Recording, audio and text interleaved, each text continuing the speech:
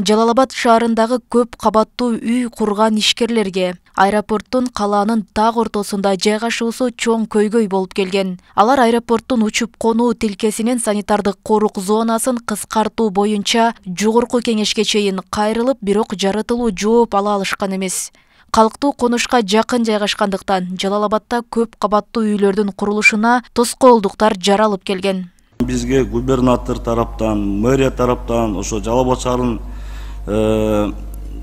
депутаттар тарабынан бардык мекемелерден бизге колдоолор көрсөтүлгөн. Ооба туура 2 километр радиусту бизге көрсөтүп койгон. Бул туура эмес, бул международный аэропорттун талабына да. Сөздүк кыскарталы. Жалал-Абадтыктар үчүн бул көйгөй чечилип, аэропорт шаардын сыртына чыгарылат.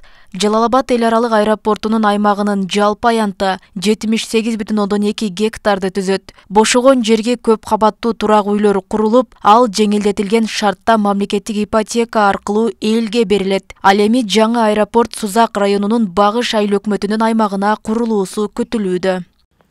78 гектар жерди бошотуп алган болсок, биз ушул жерге чоң шаарча куралы деген ниетибиз бар. Административный корпустарды, сквер, парктарды, сос объектилерди, турак жайларды камсыздап берели дегенчи. Аэропорттун капталынан бардык коммуникациялары өткөн.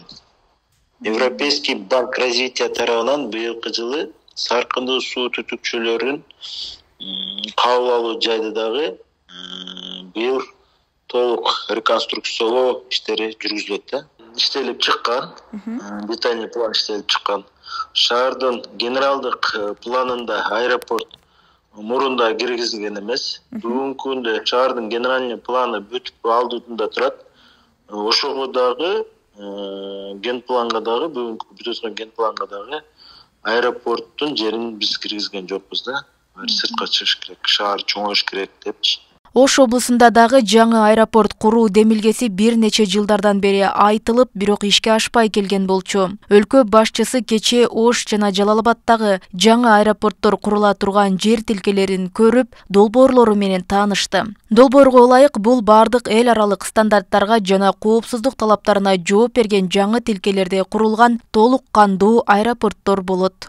400 гектардан ашык жер участкасы айыл өкмөттөрдүн токтомунун негизинде бекитилген. 2015-15 жылдарга Кудай буйруса инвесторлор келип жеринде көрүшүп, жактырышып, жакын арада долбоорлорду талкуулап, иштеп чыгып, жарандык авиация менен биргеликте иштеп чыгып, бул долбоор келечекте бир 2-3 жыл аралыгында ишке ашып калган болсо, биздин Ош облусундагы жашаган калкка, тегеле түштүк жергесинде жашаган калкыбыз ушул чет мамлекеттерге учуп барып келүүдө жана ал жактан бизге келүүдө, коңшу мамлекеттерде ушул чоң көйгөй маселелер чечилмек.